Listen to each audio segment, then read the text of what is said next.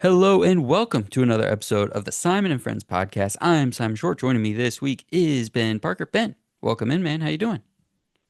I'm doing great. Once a month is not enough, so I can't wait till I off know. season. We do twice a month.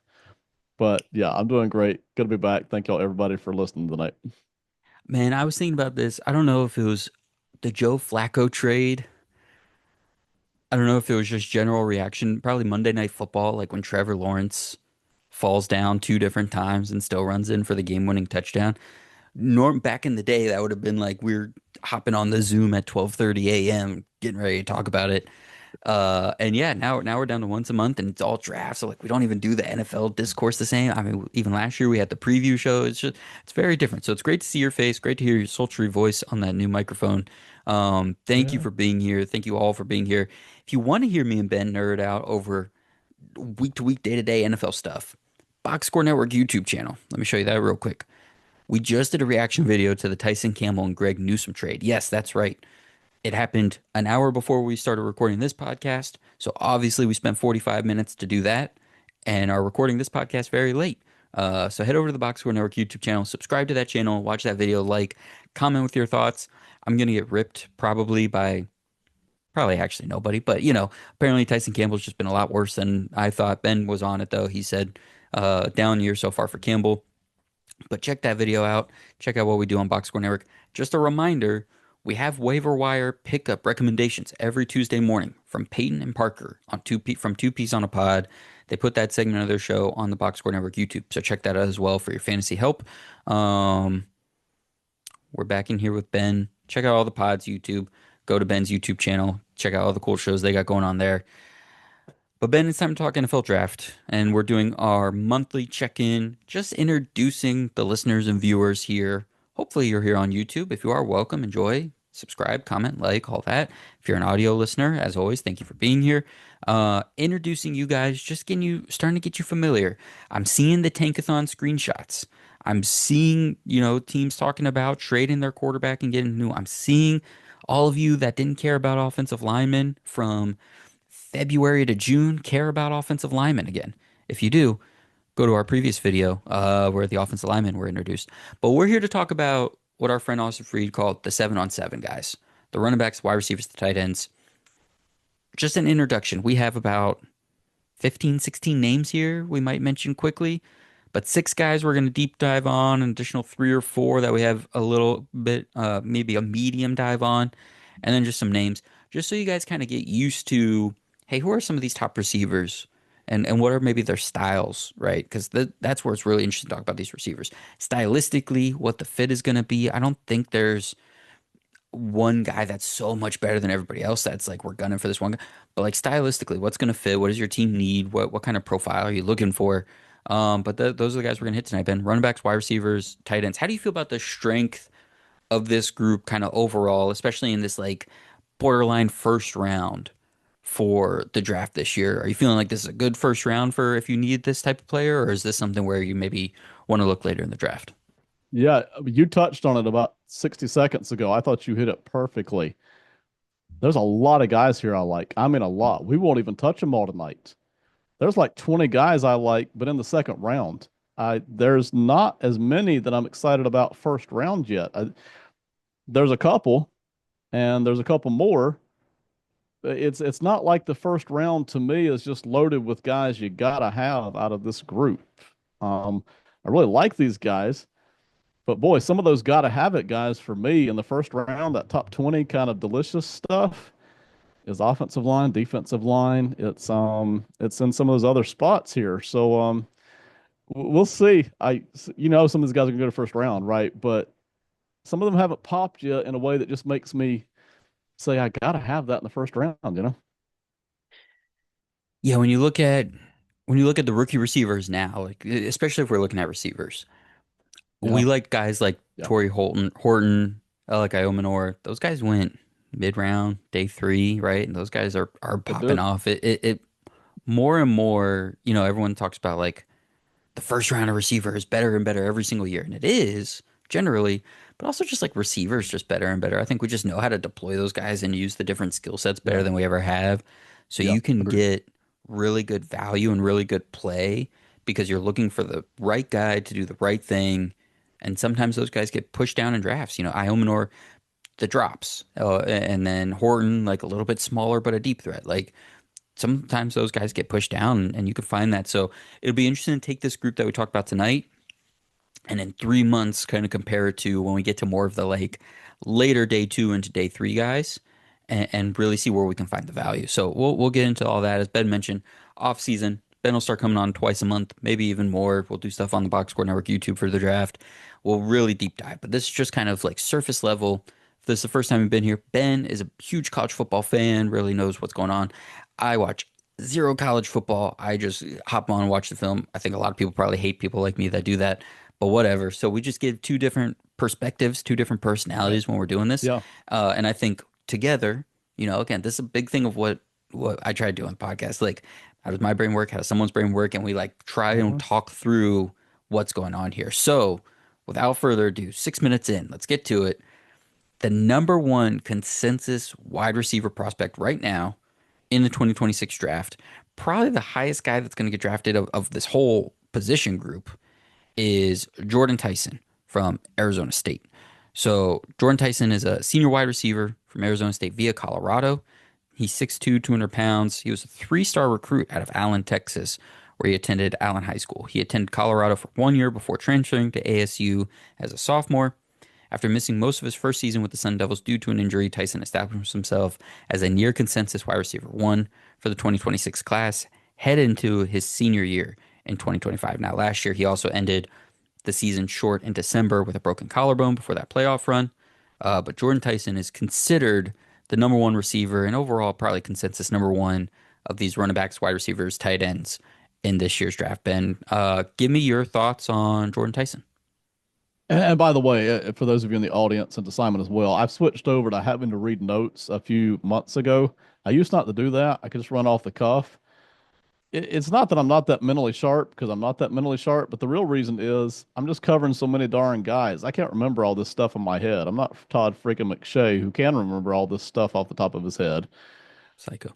I study these guys. I think we've covered 70 guys so far this year. I can't remember all this. So I apologize for reading some of these notes. It's just the only way to really give you an accurate description. So here we go. Jordan Tyson. Reliable, extremely reliable. You can count on this guy any time of down and distance, game, score, whatever. This guy, you can count on getting the ball to this guy. Productive, technical. He might be the most technical guy of all the people I've ever watched. And matter of fact, not ever, but this year, I think he seems to be the guy that's worked on his game the most. And I just really love the technical side. Good routes, good hands.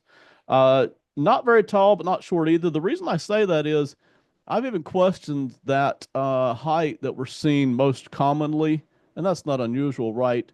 He seems a little on the short side when I look at him out there with the other guys that he's going up against. Mm, It does not seem to be a problem. Just right. I, to me, he's not a tall receiver. Okay, so he's not on the short side, but not tall. Good speed, very good speed, but not elite. When you're talking straight line, deep bomb stuff, I don't see him consistently ripping people at big strikes downfield and then just running away from defensive backs. He's got very good speed, all he needs. I'm not necessarily counting on him consistently taking the top off the defense, but that's not necessarily the way his game needs to work. Seems to love working horizontally and in tight areas. Oh my gosh. You talk about a guy, and I'm not just talking about these short little crossing routes, which is fine. We got guys that can do that. Man, I'm talking about goal line. He seems to love working in a crowd.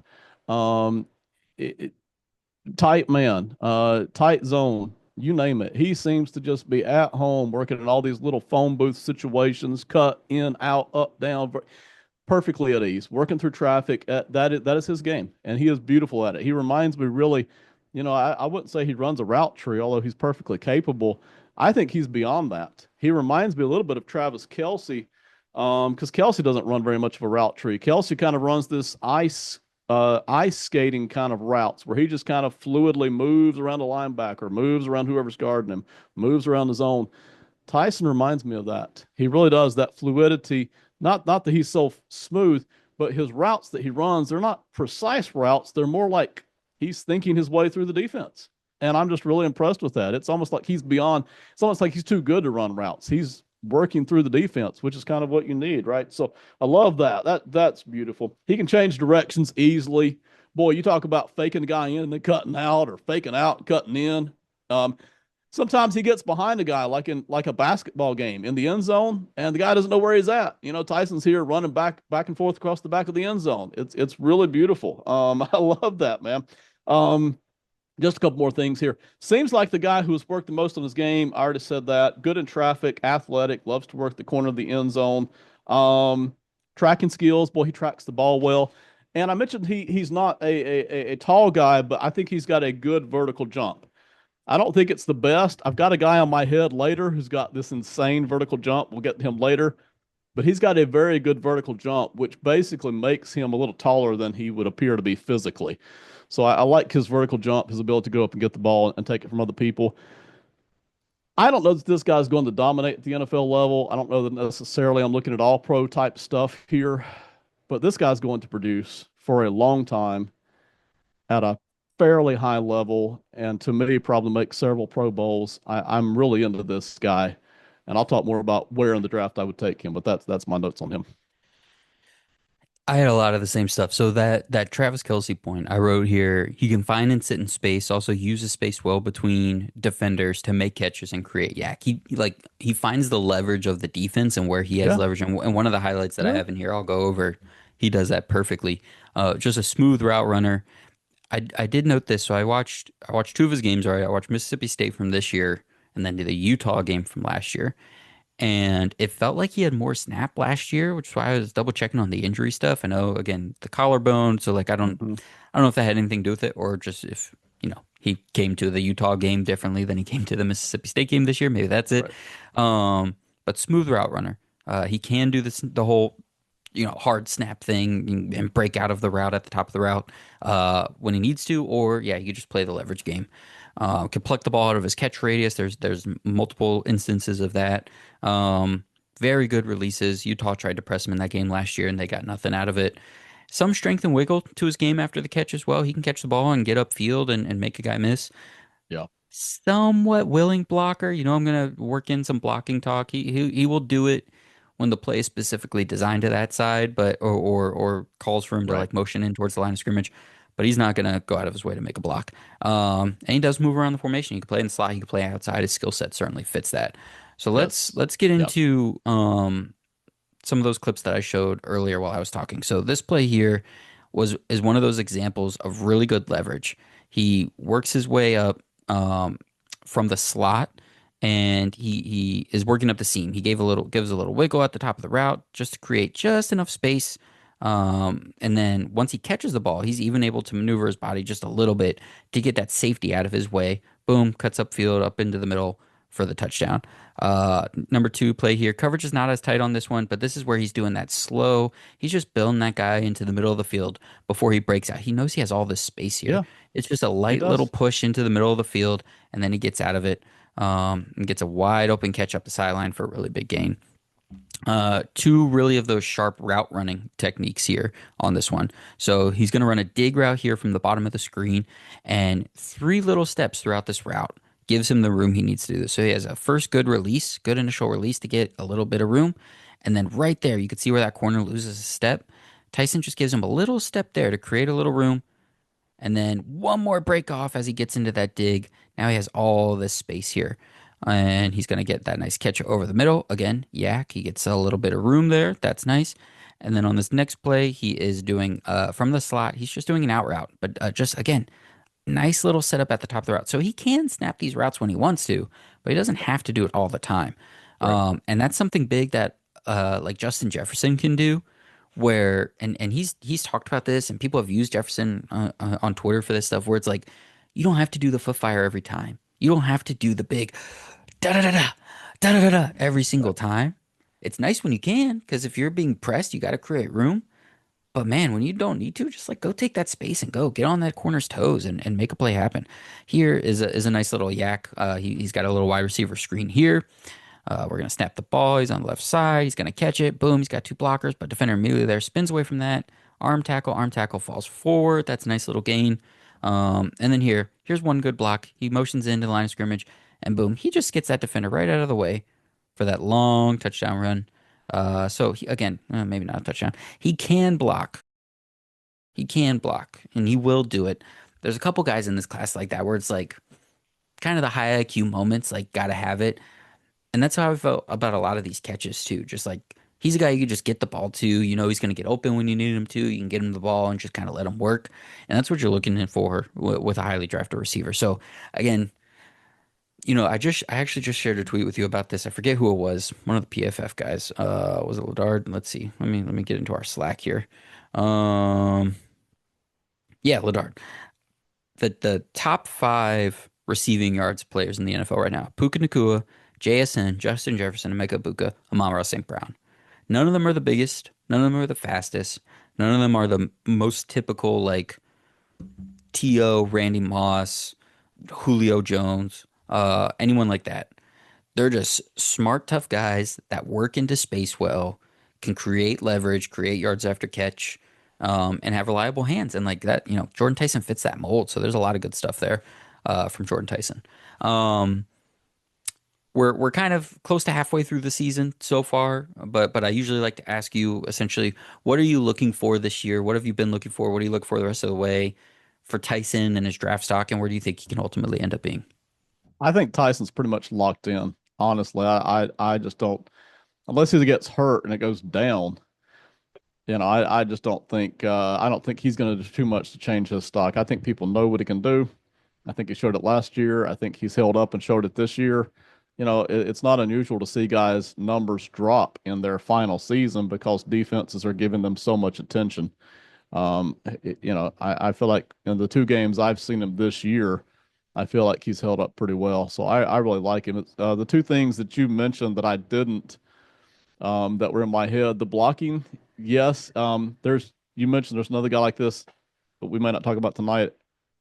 But it feels like Tyson is willing to block, but it feels like Tyson's getting better blocks from his teammates Hmm. than he is giving to them, right? So when they're blocking for him on screens, he's all about it. But when he's doing the blocking, he's putting in some effort. But it's And that's wide receiver one stuff, it's what you'd expect. But I will always, when we get here, I think every single one of these guys has either a note or a clip included of a blocking effort. And right. I will highlight the guys that can do it. I will highlight the guys that are forced to do it. And I will talk about the guys that don't want to do it. We'll get there. And a couple more things just real quick on Tyson here. I did not mention you did how versatile he is. Inside, outside. You can play this guy anywhere. He Mhm. can legit play outside. Don't let my little comment about his height keep you from playing this Oh guy yeah. outside. Mm-mm. He's an outside guy, but he's well versed at being able to go inside too if you want him to. This is an outside guy. At the NFL level, he will very much produce there. And the speed thing, don't get me wrong there too. While he's not the fastest, he can burn you deep if you're not paying attention. So no problem there either. He's not coming up short there either. At the moment, I don't have him as a top 15 pick. I know some people do, and that's fine. Hmm. That's totally Hmm. fine. It's just when I've been looking around at what else is available in this draft, not only in the receiver group, but in some of the other groups, I've got some more desires. I'm coveting other players in that top 15. And some of these wide receivers to me are clustered fairly well. And I'm not going to be heartbroken if I don't get Tyson because there's some guys I like in the second round too. Yep. I try not to pull too much, right? I want to get the guy I'm after, but Tyson's not the guy I got my heart set on necessarily. I got some defensive linemen, some offensive linemen. I'm like, dang it, I want one of those guys. So that's where I'm at. First round, yes. Top 15, no at the moment for me. Okay. All right, let's get to our number two guy here, Carnell Tate out of Ohio State. He's a true junior at 6'3", 195 pounds listed. He's a five-star recruit out of high school. 247 had him as their third ranked receiver, sixth ranked player in Florida, 22nd ranked player in the country in 2023. His third and final year of high school was at IMG Academy, but he's from Chicago where he attended Marist High School. Um, Carnell Tate, outside receiver at Ohio State. Ben, as we see a block, what are some of your thoughts there on Carnell Tate? Here it goes. Carnell Tate. I really love Carnell Tate, by the way. Hmm. Again, probably not top 15, but I think top 20. I'm interested in him. Okay. Uh, love the speed. He's not a burner per se, but for his size, he's got very Hmm. good speed. He can cross the field deep. He can beat you either way. All right, this guy can flat out beat you either way. He's very dangerous. So again, it's not. I'm not suggesting he can just run away from defensive backs, but this guy can beat you deep and he can beat you across the field. So I love that. I love the separation. He gets good separation a lot, man. This guy is frequently just wide open. Hmm. So I love the separation. Fast after the catch too. Once he gets the ball, he's not slowing down. He seems to be able to transition very quickly into converting this into a lot of yards. So I like that. He seems to love zones and crave space. I mentioned with Tyson how much, and this is based on 24 tape. I'm going to make a little Hmm. 25 amendment here in a second, but I mentioned how much Tyson loves crowds and traffic, and he's the city boy. Tate's the country boy. He loves all that space. I mean, you talk about a guy who just craves that space. He seems to be able to find it. He Hmm. seems magnetized to it, and once he's got it, he's almost like he's untouchable at that point. He really seems to love space. He's an absolute zone killer to me. You talk about a guy that would just eat up, tear up, kill zones. When I saw him at 24 and I watched a lot of tape on him, that's what he was really tearing up. Saw a lot of work over the middle and underneath in 24 because that's what they needed him to do. A lot of that. In 24, I didn't see a lot of physicality or dominance like a couple of other guys we're going to talk about. Again, that's relative. Okay. Hmm. Some other guys we got are physical. I didn't see as much of that in 24 as I would have expected from an Ohio State receiver. But again, so much of that is based on the fact that Ohio State has so many tools and they got this Jeremiah Smith kid taking the top off the defense. There is space to work and Tate is going to work underneath, right? So that's a big deal there. This is the best West Coast guy too. You talk about a guy that runs clean square routes. He's not an ice Hmm. skater doing crap. Uh-huh. He's got crisp routes. Yes, it's square, vert, in, out. He's got every Go part of the tree. dig. Yeah. Yes. Out. So, That's it. West Coast guy would be a perfect fit. He can fit any offense, but you talk about the guy that would fit West Coast style.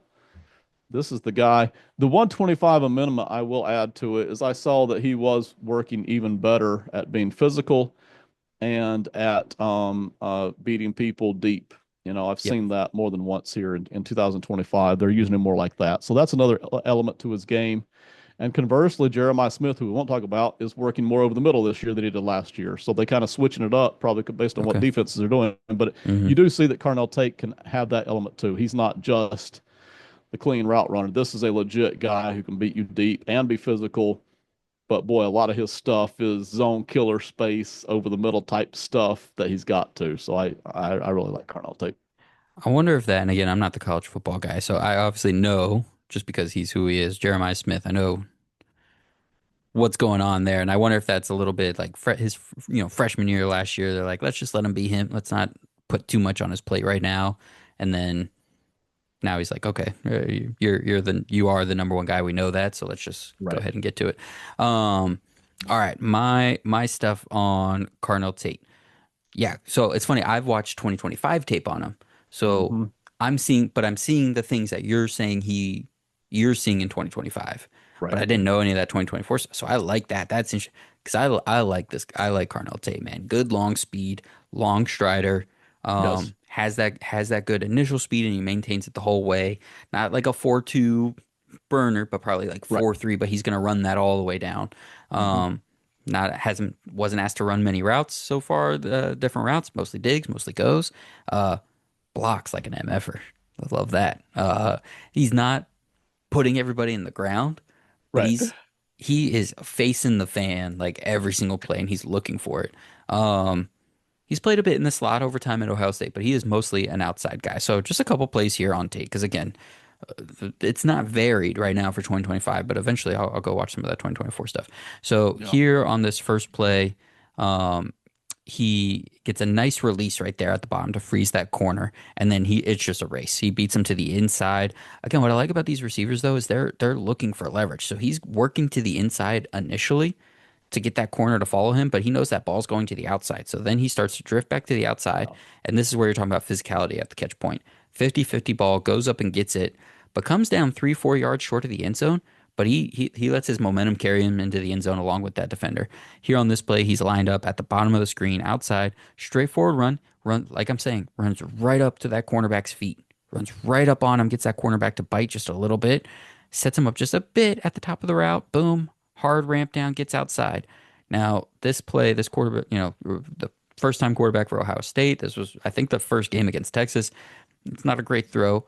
Tate works back to the ball, again, up the sideline, goes up and gets it outside of his catch radius, comes down. Love to see how he works himself to the outside and how he works back to the ball and makes that hard catch. And then here's just one of the blocks. He's there at the top. It's going to be a screen to number one here on the right side. Boom. He just takes that safety out of the play. It looks for him. He squares up and he takes that hit. Um, and again, this is a lot of what you're saying is happening in 2025. So the fact that he Yeah. can be varied is good.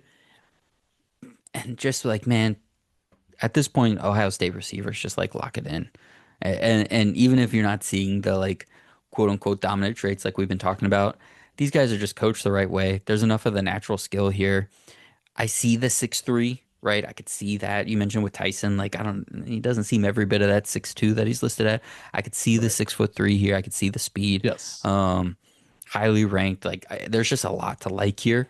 I think this is a nice player, knowing that his game has been a little bit varied in the past. I'm interested to go back and watch that and see how it looks. Um, when you hear those things, again, it's mostly just agreeing with what you've said, but when you hear those things, when you look ahead to the rest of the season and then through the draft process, where do you have Tate? What do you want to see him do? What do you think he can do for his draft stock? I really like Tyson, but I love Carnell Tate.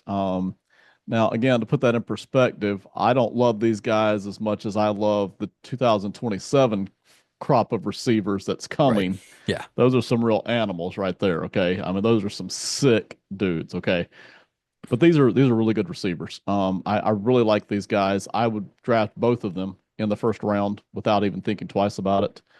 They don't really, for me, need. I thought that based on 24 tape. All I needed to see in both of them, Tate and Tyson in 25, was just, hey, did you get a little better and do you still hold up statistically? And they both do. I mean, they're both doing fine. I don't even care if there's a little bit of a statistical drop off. I expect that actually.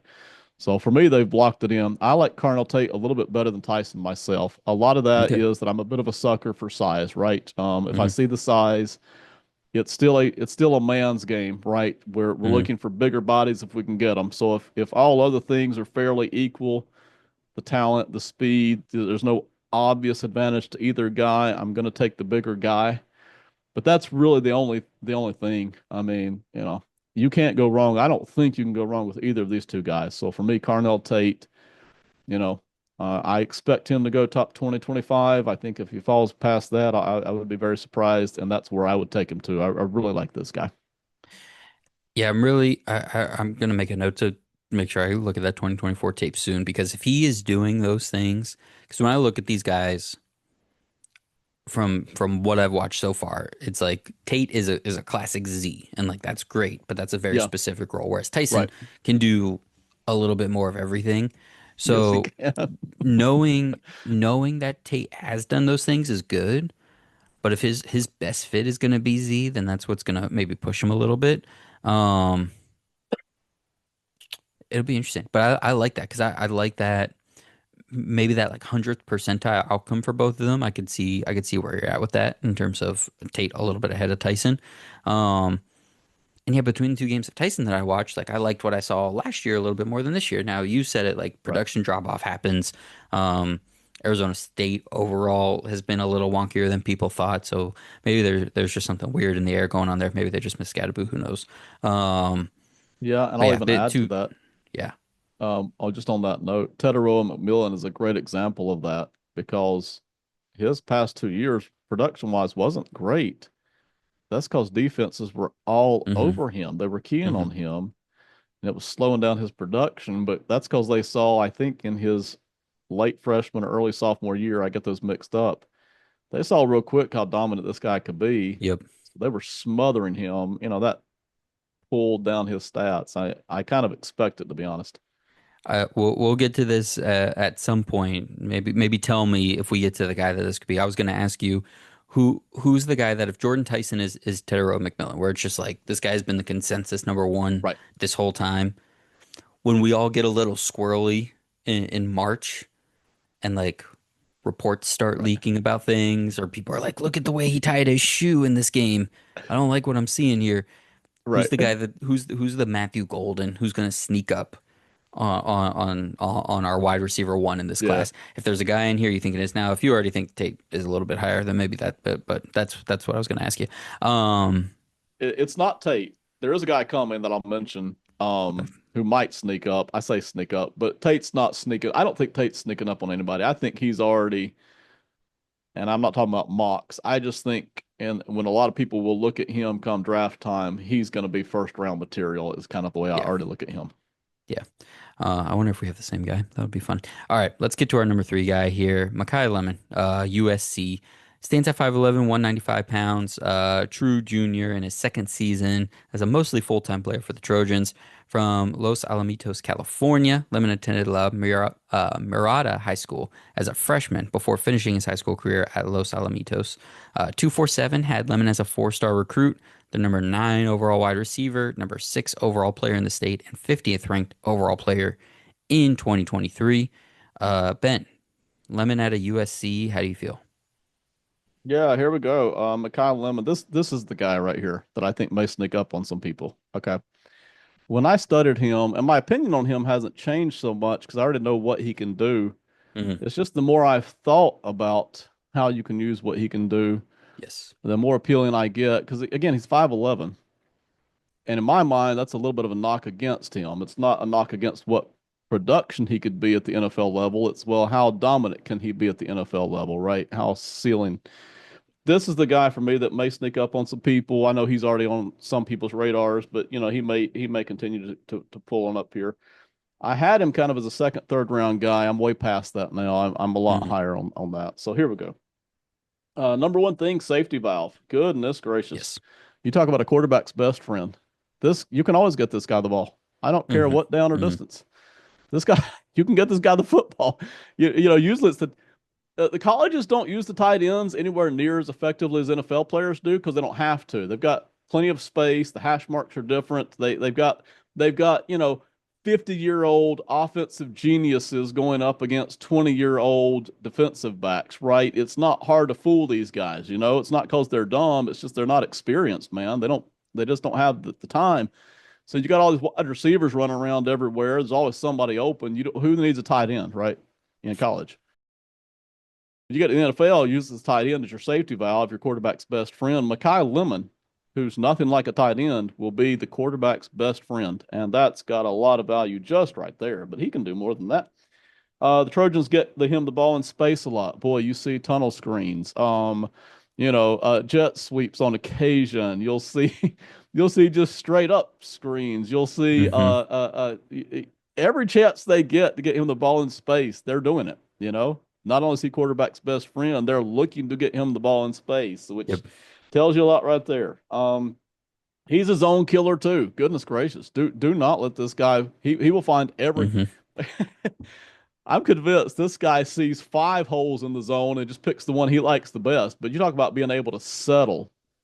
Nobody's better at settling into a hole than him. Some guys are better at moving through. This guy just knows where to settle in. Tyson and Tate move through zones basically. They're not usually sitting too much, which is good. But Lemon will sit. He knows Hmm. once he gets the ball, Hmm. he can take off with it. So he will sit in zones. I really love that. Lots of work in the seam, surprisingly. Again, I mentioned that Yep. that's a tight end feature, right? You don't usually see these guys do it too much. He can work on the seam. Very good chunk plays. Yep.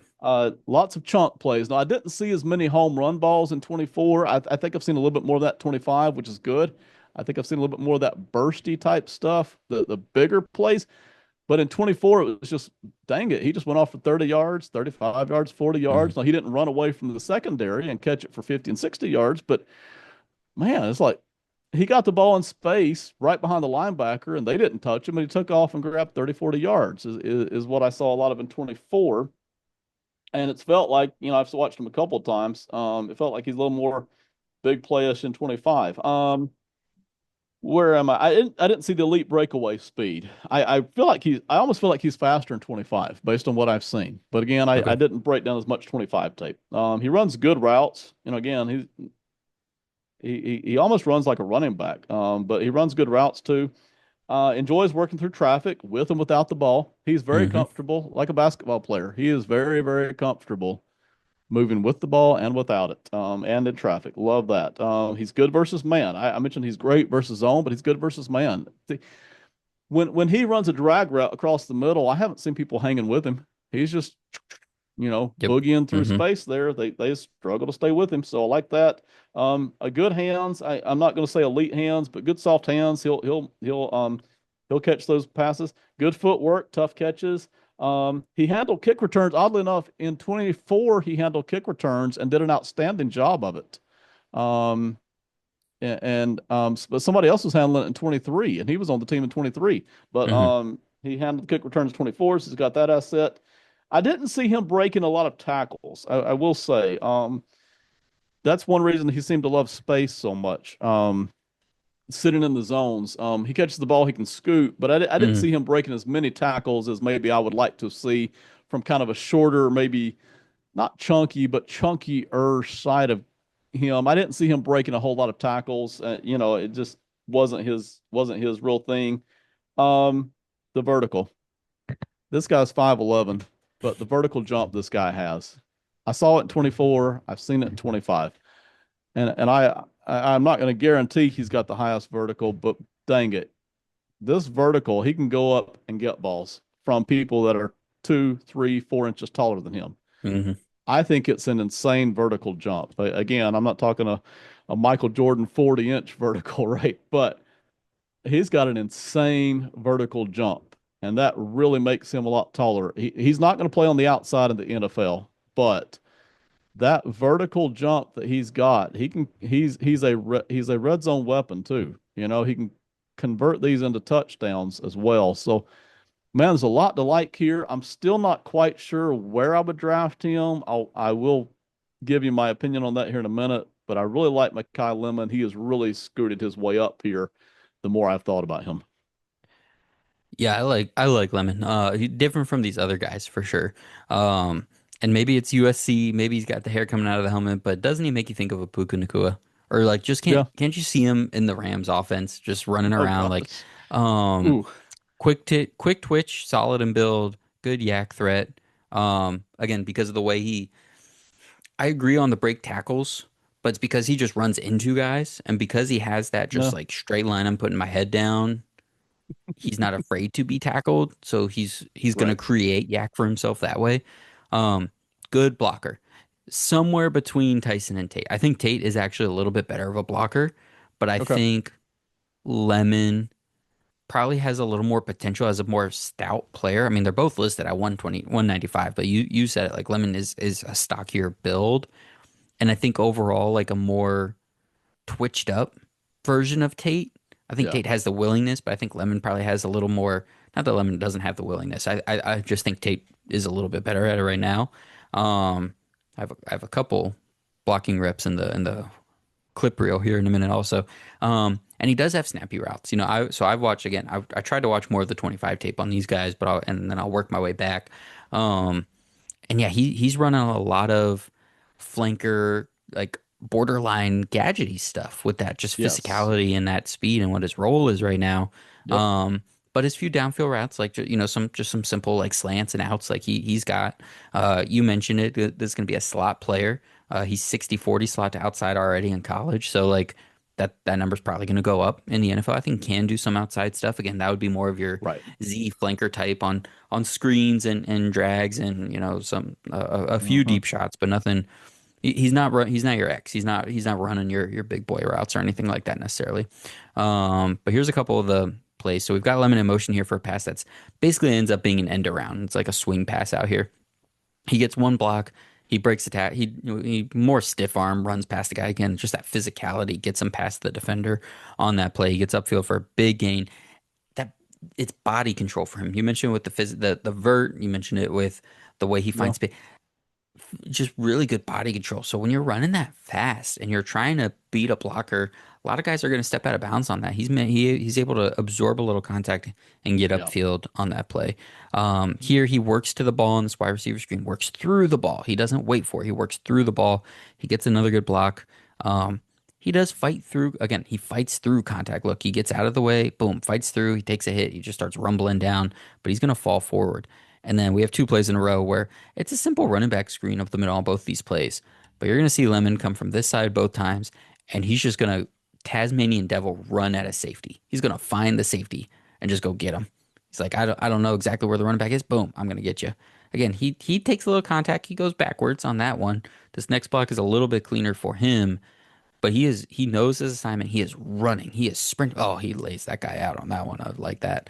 Um, he knows his assignment on those blocks and he's looking for it, and he's trying to take some hits off. He's going to get there. I really like Lemon as well. I would think again before we get into like how do you stack guys, who's really going to be looking for receivers at this point in the draft, yada yada. This is a Yeah. guy, especially with that what I said about John Ladard. Like this is a guy that in today's NFL just works and is a value, and I would be taking early for sure. But for you, the rest of the way this season, how do you see his draft stock kind of moving, and where do you kind of have him? So right now, I think I've got him in early second round. I would like to have this guy top 40 picks is about where I'm at right now. So is there anything that he can do to get himself into the first round? You know, that Matthew Golden type of stuff. I just don't think he's got that elite level speed. It's very good acceleration. It's very good speed. I'm just not sure he can do anything from a speed standpoint to get himself up there. Um, Continuing to make more of those tough catches where people are guarding him and he's going up and taking the ball away from them. That can help. Um, you did mention the body control and I didn't. That's a very good point. You're not going to arm tackle this guy, right? You're not going to trip him up too easy, and Hmm. he's Hmm. he's good on the boundary catches. So I like all of that. Um, it, I'm not sure. I am thinking about him late first round. I'm just not sure there's a whole lot he can do about that other than just who else is available at this point in the draft, right? So it wouldn't surprise me for him to go late first. Right now, it feels like a top 40 pick is about where I would like to have him. But I really like Lemon, man. That being a friend of a quarterback thing and producing and I really like what he's putting out here. I don't, again, I don't really think he can touch Tyson or Tate. I think that's two different talent Hmm. levels. Yeah. But boy, once we get past Tyson and Tate, Lemon's producing, and he's not the only receiver out there in SoCal. So that's where I'm at. Yeah, you look at last year's class. All right, so obviously you have Travis Hunter doing what he did at 2, Tet McMillan going 8, Ibuka going 19. Those were guys that we knew were first rounders. Matthew Golden is the late riser, goes 21 or 23, I should say. Jaden Higgins 34, guy we both really liked. Not the same guys. Higgins is an X, Right. and Lemon we said slot Z, but like similar, like where you can kind of see where their talent level could take them. Um, and Lemon is a little more twitchy, I would say. And he's, we got Higgins at 34, and then you got Luther Burden going 39, who all the talent in the world, maybe wear a little bit more of the play style of a Lemon, but Hmm. not as consistent from a production standpoint and everything. So right in that range where you're at currently, I can see. And if I mean, his production right now, Lemons is freaking tearing it up. So if he Right. ends the year as, top receiver in the Big Ten, top one of the top guys statistically in the nation. Like, Yeah. we could see that guy get into the first round. I think for sure. Um, if I was a little more organized, I might have these teammates going back to back, but we're not going to do that here. We're going to get to the other USC receiver in a little while. Let's hit Denzel Boston out of Washington.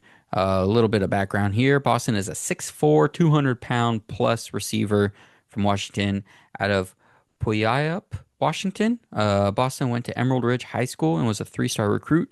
He redshirted as a freshman and is currently a redshirt junior.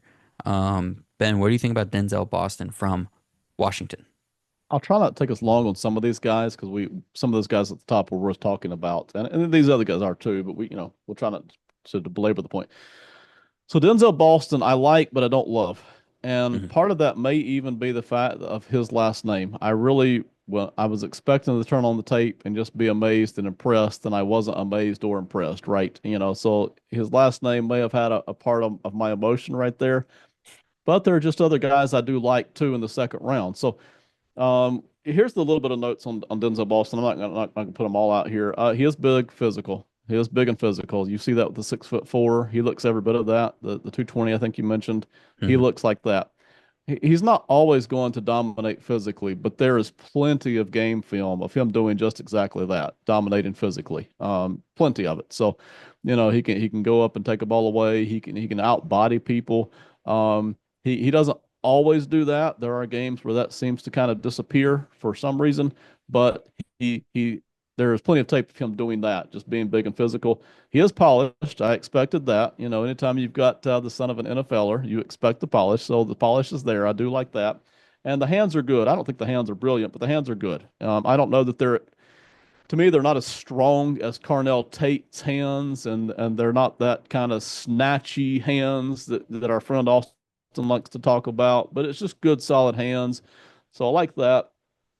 Um, there are some people that like his speed, and it is there. And it's so confusing because he returns punts too. He's got some speed and he's got some shake, got some agility. I just don't think it consistently pops on tape from one game to the next, and so that confuses me a little bit.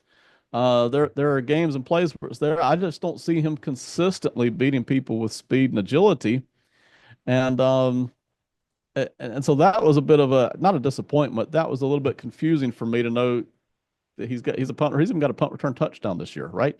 So he's got that ability. It just doesn't seem like it consistently happens. And if it's not consistently happening at college level, I don't consistently expect it to happen at the NFL level, right? And then the last couple of things here.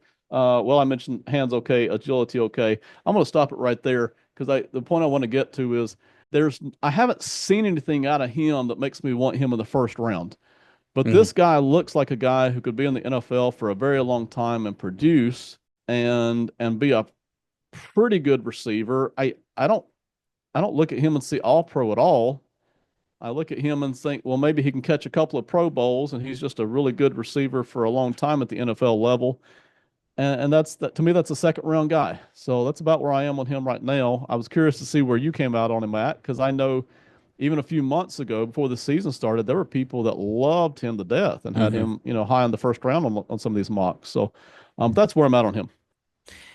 Yeah, and you're mentioning the mocks, and I try to base this group that we talk about on who are the kind of names when the listeners are gonna go Right. to mock draft database and see, so they're not Yep. just it's not a nameless face or faceless name that you're looking at on there. It is okay. I've heard a little bit about this, and Boston's right there. This is the line though that it's like starts to hit the 30s on mock draft Mhm. database or and other places like that. And this is the line where it starts to be not as consensus on, if you look at like the McShays or the Bruglers or some other guys, is like first Mhm. round or top 30, top 40, whatever. Starting right here with Boston. Those first three we mentioned, Tate and Tyson and even Lemon are like fairly consistent. Yeah, Boston, I'm with you. I wasn't super high. Um, Big bodied guy, good natural hands catcher. Like it's smooth and like you said, it's good hands. Like it totally workable. He's not the fastest or the quickest, but he uses his size to, again, take up space. Like just these guys Right. knowing how to use space Yeah. is such a, like it's a novel thing almost, it feels like it was all about creating space for so long, right? With your own Right. physicality and your own athleticism. And now Mhm. it's like, yeah, just like kind of take what's here, manipulate these Yeah. guys. That what you were talking about earlier, like before it was all man and now it's all zone. Like you're just able to kind of move the zones around one way or another and get into, I'm like dancing out here. This is great. Um, so he's not the fastest, quickest, but he uses his size to take up space. And you like he doesn't just take the space that's there, but he uses that size to create more space pretty naturally. Not a very aggressive or impactful blocker. And that was disappointing for me when I see a guy that's 6'4" and over Yeah. 200 pounds. Like Yeah. And that happens more and more. These guys kind of grow up just like not really having to do all that. And again, all wide receiver one syndrome of like, I don't have to be a blocker.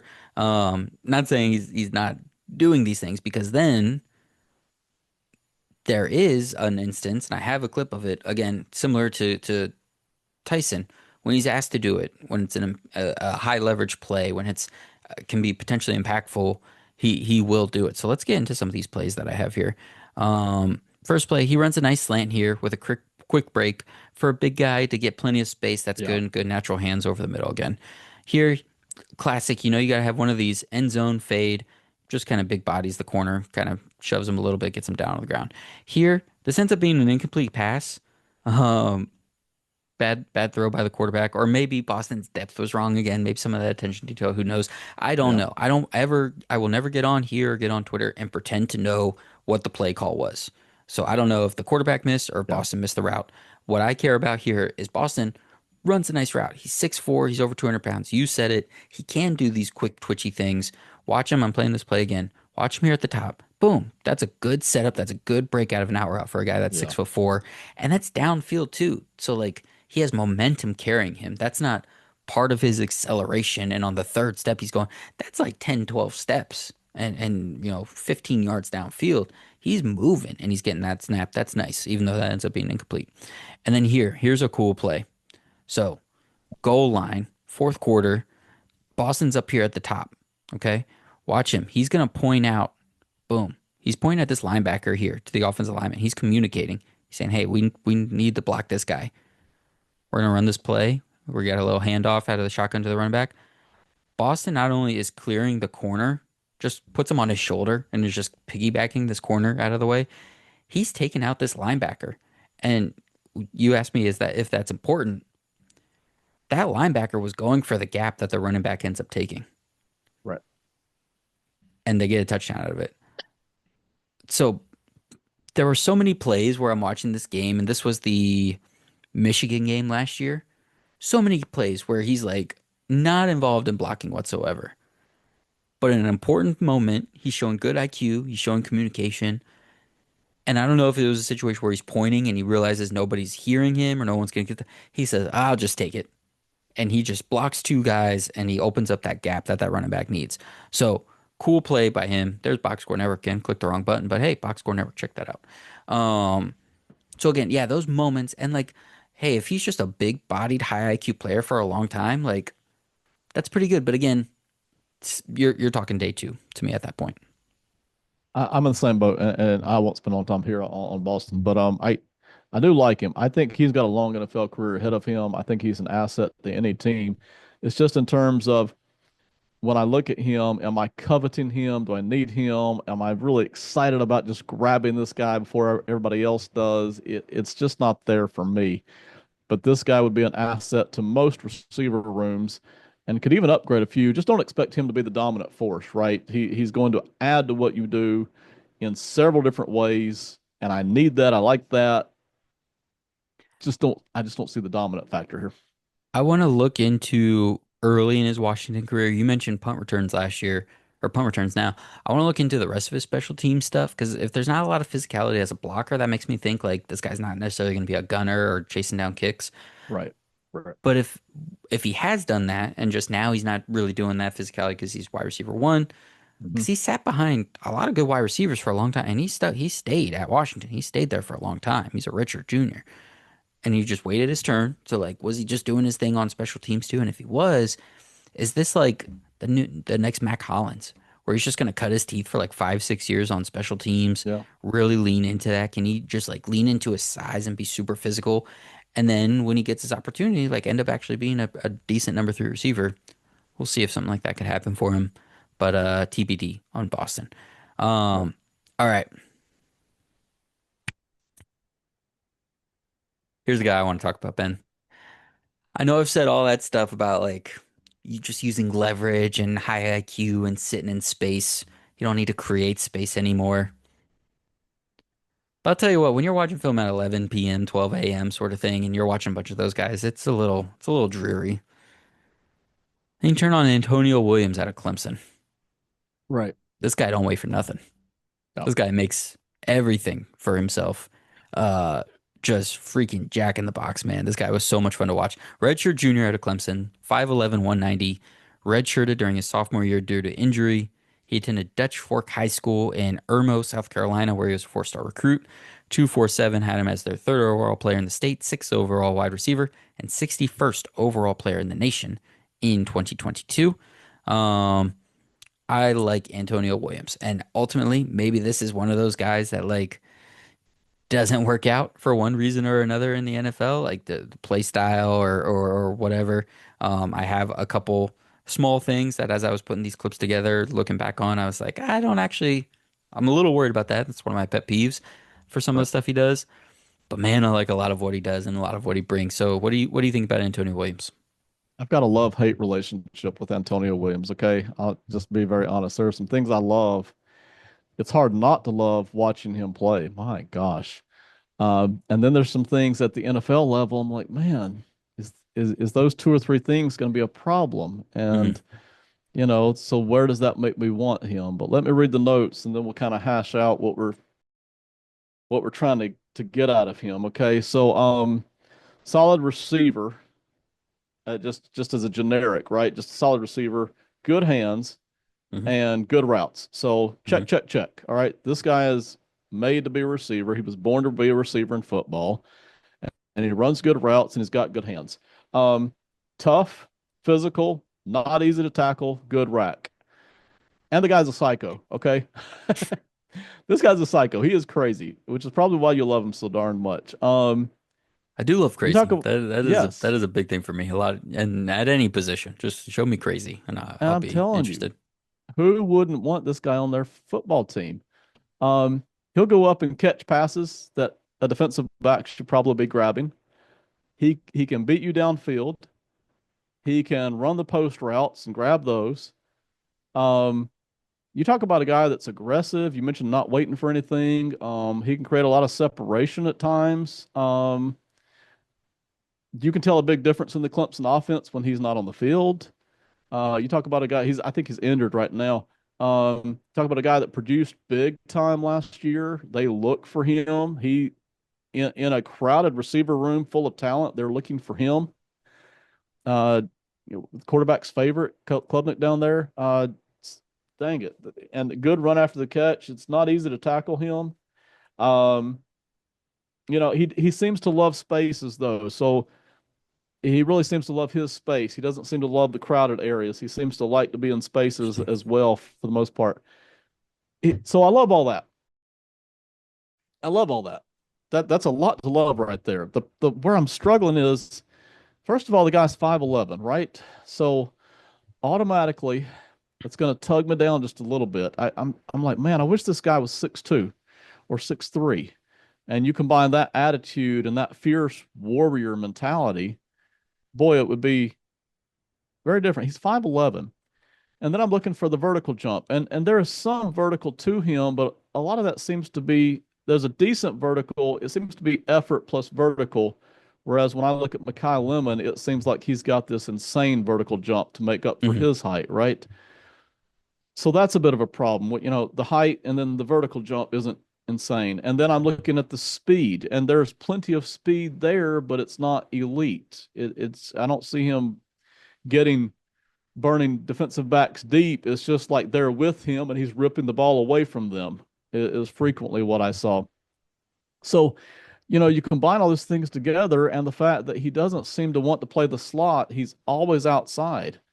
And he's going to be an outside receiver at the NFL level and he can handle it. But then you're like, well, if he's not burner speed deep and he doesn't have a great vertical jump and he's only 5'11", where do I put him at? Because I love this attitude and he's got talent. At the moment, I think I'm sitting somewhere around mid second, late second round is kind of where I'm at on this guy. It's probably going to slide because what's going to happen is if I need a big receiver, I'm not going to draft him. If I need a Hmm. fast receiver, I'm not going to draft him. If I need a zone killer, it's probably not going to be him. If I need a guy who is great at just working the slot across the field, it's probably not going to be him. And I think he's just naturally going to fall for me, even though I really love him. So that's where I'm at. I, you might. I know you love him and I love him. I'm still not sure if I'm going to grab him top 40 or 50. You're completely wrong. No, I'm just kidding. I I get the I get the height, weight, speed feedback for the way he plays, right? Because he's not playing like those other guys where he's looking for leverage. He's playing like a guy that has all those elite traits. Now, Yeah. I watched last year's Georgia game for him, and awesome game. And there was a Yeah. lot of Yeah. working in tight spaces for that game. There was a lot of like being pressed and having to create. And he's doing that against Georgia, which is like as close to the NFL stuff that you need to be, It is. or that Yeah. you can get in college. Um, and let's see. Overall, I'll just go through some. Overall, excellent route runner, foot fire, sets up defenders, good snaps and timing. Uh, Very good hands at the sideline in traffic, comfortable hands catcher. Uh, Yak threat, solid build, can absorb contact, looks to get upfield.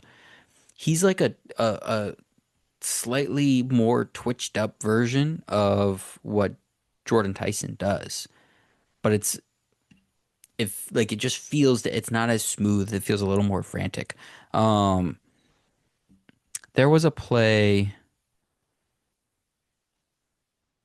That reminded me of a Tyson play that I was thinking about. Anyways, uh, there was a play here. We'll go through the plays in a second, but he is just constantly doing that like run up on the defender's toes thing and just making stuff out. So let's go through some of these plays as I ramble about this guy.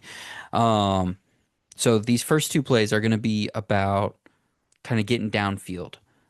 So here he has a good release to get a step, and then he fights through contact to get back to the outside. Kind of talked about this earlier with a guy like Tate. He's going to work his way to the inside, and then he makes a nice tough catch over the shoulder, falling out of bounds. Here Yeah. he's at the top of the field. Um, he has a nice little out route, right? Boom, good. He's already got space, but then he cuts up field, breaks a tackle, falls forward through another tackle. Here he's at the bottom. Boom, sets up a nice little dig, stop, starts, boom, gets up field. Here he's working from the slot as the number three from the left. And then he does, here's an instance where he just finds some open space and he lets the defender bump him a little bit. I want to play that one again because that's kind of what we've been talking about that we like. So there's an opportunity where we can kind of give him some love. So he gets here. He's right here in the middle of the field at the Aflac logo. He takes that bump from the safety, and that's just sending him where he wants to go in the middle of the field. It gets the defender on his back hip, and he's able to get a nice kind of a dig, kind of an over route Yeah. there for a big gain. Here, he's going to work back to the ball on a curl, but again, boom, strong snap. He's got space. He catches that again out of frame. That's up over his head, off to the side. He does a nice job there. And then you can't see the whole thing on this next play, but that's a slant that's extremely covered. That guy is plastered all over him. He's going to the ground, and he makes that play. So he's making the hard plays. He's doing it from all over the field. You mentioned his like snap distribution. Last year he was 50-50 slot outside. He hasn't been very healthy this year, which is like part of the like whole Z 5'10", 185, and he's playing this physically. Yeah. Um, but Yeah. they've actually had him back in the slot a good bit in a couple of the games this year. So like maybe that is going to end up being like what he can do, and he's just a really twitched up slot guy at the NFL level. Um, here's my one bugaboo on all of those yak plays that I mentioned and showed in the clips.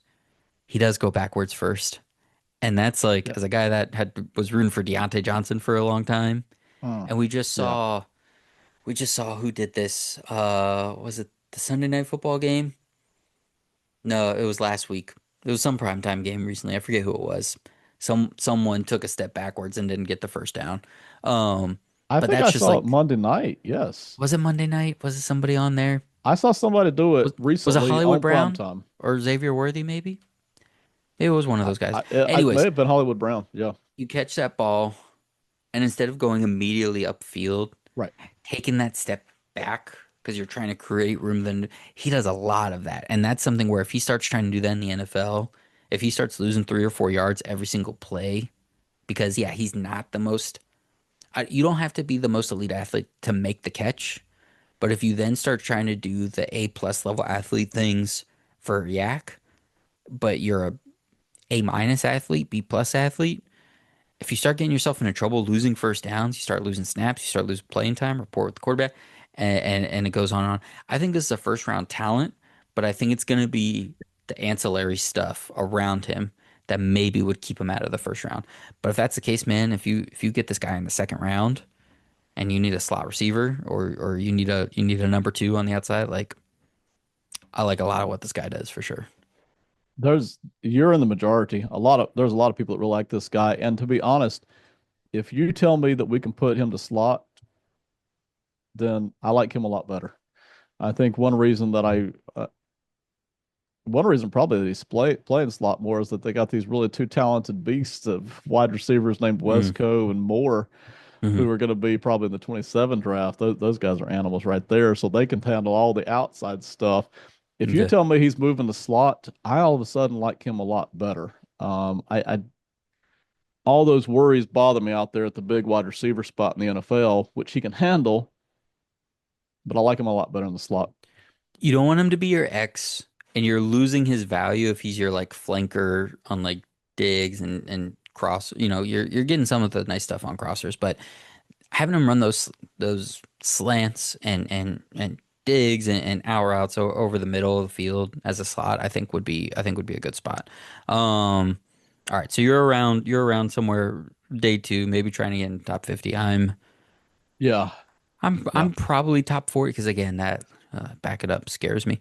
Um, I really don't like that, man. I really don't like that. It was bummed me out. I saved all those clips, right? I'm clipping those as I'm watching because they're really excited. And then when I'm putting them into the video, I'm like, wait, he's going backwards there. Wait, he went backwards again. Oh, he went backwards again. And I started to get a little nervous, but there's a lot of what I like there. Bothers me way more at the NFL level too. I'm Yeah. like, dang it, every yard is valuable. Quit trying to show everybody that you can catch a 40-yarder. We just needed the first down there. Fall And it's forward, please. especially with how often we're going for it on fourth down. Like Yes. if you can get a fourth and one in today's world in 2025, Right, there's a 50-50 chance you're going for that, and then there's a 50-50 chance you get it. Maybe better than that. right. 10 years ago, it was kind of like, well, fourth and one doesn't do anything for you. So it's either going to be fourth and seven or it's going to be a first down. So like that's probably Yeah. where all that started. But now it's like, no, man, get those yards. Like take that. Um, all right. So we talked about five wide receivers. You're chuckling because you know what's next. We got to talk about it. I guess a couple running backs. Um, I'm just gonna tell you right now, I don't have a first round running back in this draft. It's just not gonna happen. But there is a guy, Jeremiah Love, who I do like. I do. He is a nice, respectable, solid running back who has some fun tape. Jeremiah Love is a true. I say that in the very first clip is an 100-yard touchdown run from the Indiana game last year. Jeremiah Love is a true junior out of Notre Dame, University City, Missouri. He attended Christian Brothers College High School, where he was a four-star recruit. 6 foot, 215 pounds. Love was the fifth ranked running back in his high school class and top 100 player in the country. Ben, running back Jeremiah Love. Is he or is I, he not a first rounder? Start there. yes, I love Love. I wrote more notes on him than on any player I've ever written. Are you ready for it? Oh my God, no, not a chance. But I guess go for it. All right, here we go. I I'll get did right clip to it. together like 7 plays. I think he has the most plays because there are some fun runs in here. Okay. All right. Smooth runner, very smooth. I cannot say that enough. Smooth, smooth, smooth. Okay. Athletic. Not just athletic, he is incredibly athletic. He hurdles people, not just once or twice. There are multiple clips last year and this year of him hurdling grown men with just fantastic athleticism. Not the spin around thing that Saquon Barkley did, but he's getting as high as Saquon did. Okay. Multiple times. I mean, legit. Okay. Finds tiny holes. So I like that. He has a beautiful long cut, putting him into open fields. It's hard to describe that, but it's a very smooth long cut that seems to put Mm, him into open field. Okay. Also has lots of tiny nuanced cuts working through traffic. You can see that when he's working through traffic, he's moving and he's got these little nuanced cuts that allow him to get through. I mentioned the tiny holes thing. He's good at that. He has an extra gear, and it is a really fast gear that he goes into once he sees open daylight. I don't think his burst through the hole is as good as some other guys. Not that Hmm. explosion Hmm. through the hole, but once he's there, Yep. he's at second level. He's got this extra smooth gear, just like a little rocket. Okay, he can really hit that extra gear. That's important. That can take it to the house. That's very dangerous. That is good. Good vision. Patiently and smoothly finding the opening. And he's just as smooth and patient following screen blocks downfield. So it's not unusual, right, to see guys get really antsy. He is waiting. He's got the good vision. He will find the hole, and even downfield when they're setting up screens for him, he's waiting on the blockers out there. So really love the vision. Really love the patience. He's not physically dominant. Don't think of him that way. He's not a physically dominant, run you over, push down kind of guy, but he does not go down easy. Do not arm tackle this guy. Do not try to trip him up. He will run right through it. He will maintain balance. He will keep going. So, he's not going to run right over you, but you're not going to be able to arm tackle and trip him up. He will run through all of that. So that's important. Really enjoy that. Has a consistently good stiff arm. Saw that consistently through many games. He can use that stiff arm out there in open field on people. His legs rarely stop moving. That's important, but he's not dancing around like a lot of these running backs. He's not just kind of shake and bake dancing. It's productive steps getting him to where he needs to go, and then he's through. All right. So the footwork is very good there. Um, Good hands on pitches, oddly enough, and no, who uses this anymore? But Notre Dame threw him a few pitches like the old Nebraska stuff from the '90s, man, and he's got good hands on catching those. So these little just flick outs to give him a chance to go catch a few yards out there on the edge because you see the defense isn't lined up there. It's right there. Really like that. Sometimes even lines up in the slot. He's valuable as a receiving option. Okay, so you'll see him. He's got the athleticism to line up in the slot and work a few routes. It's a limited route tree, right? He's a running back. It's not going to be crazy, but he can beat you that way too. While the technique isn't great, he's a very physical blocker. He really seems to take pride in it. There is more than one clip of him blowing people up. Now he doesn't maintain the block. Offensive linemen will mock him, but he really seems to take pride in Hmm. hitting people and just blowing them up. And he's very physical at that. I really, really enjoyed that. Now, his 25 numbers, his 25 tape are significantly down from Yeah. 24. The 24 tape is a thing of beauty. Oh my gosh. The 25 tape is not. But I really do feel like, and I expected that, defenses are keying on this guy. They are locked in to shutting him down. And in fact, you watch the Miami tape of this year, and Miami's got a heck of a defense full of NFL prospects. Hmm. They really limited him. They really plugged every hole, just did not give him a chance to play, work. Notre Dame probably shouldn't even been handing the ball off that often once they saw what Miami was going to do to it. So, my final note on Jeremiah Love is, and I really do love him, if you have a sucky offensive line, do not draft this guy. It's not going to work. He can't save your sucky offensive line that you haven't worked on building for the past 4 or 5 years. Forget about it. But if you've got an average, decent offensive line, this guy will bonus up your offensive line. He's that good. So I really, really like him. And that's what I've got on Jeremiah Love. If it's good O line, are you doing first round? Yes, matter of fact, I've got him. I don't have him top 10, but I've got him anything after that. So Interesting. All right. Listen, I see what you're saying. I see what you're saying. Through the quarter of the season, Ashton Genty is on the worst run offense in the NFL. And Ashton Genty is one of the most fun prospects I have watched at any position. Um, the most electric prospects I've watched. And I watch Love and I see a lot of good. I see a lot of good. I don't see anything that screams special. Now, I don't know if this running back class is going to be the way last year's was, where it was like you can get a guy in the fourth round, you can get a guy in the sixth round, you can get a guy undrafted, with how many NFL type prospects there were running back last year. But there's no like defining trait or traits for me on Love. And it's early, but these are the things that you would see right away for the way I think about drafting running back. So here's what I see. Good burst out of the line of scrimmage. Good burst out in space as well. I'll highlight that on that big 100-yard touchdown run. yeah. Doesn't have a lot of greatness. The 100-yard touchdown run. Doesn't lose steam, as evident by that long touchdown run. He maintains that speed all the way through the play. Good hands. There's a couple catches in the film reel I have. Willing blocker and pass pro. I'm glad you have seen a lot of it. I saw one or two plays. Um, Above all, he's just hard to bring down. He's a tough runner. He'll use the stiff arm. He's got balance.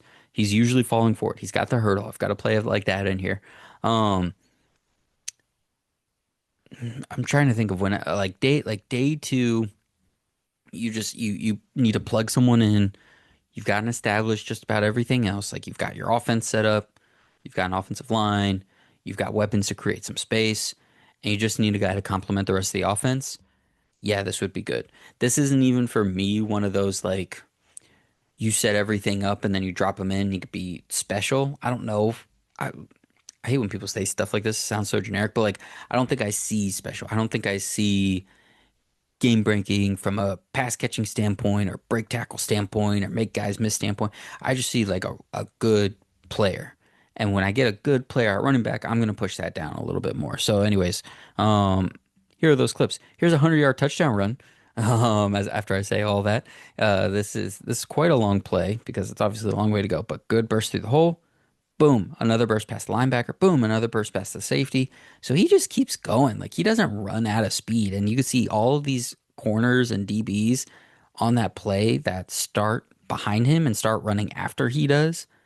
They lose their speed before he does. He maintains that speed for 100 yards. It is really Yeah. cool. Here's a tough run out of shotgun.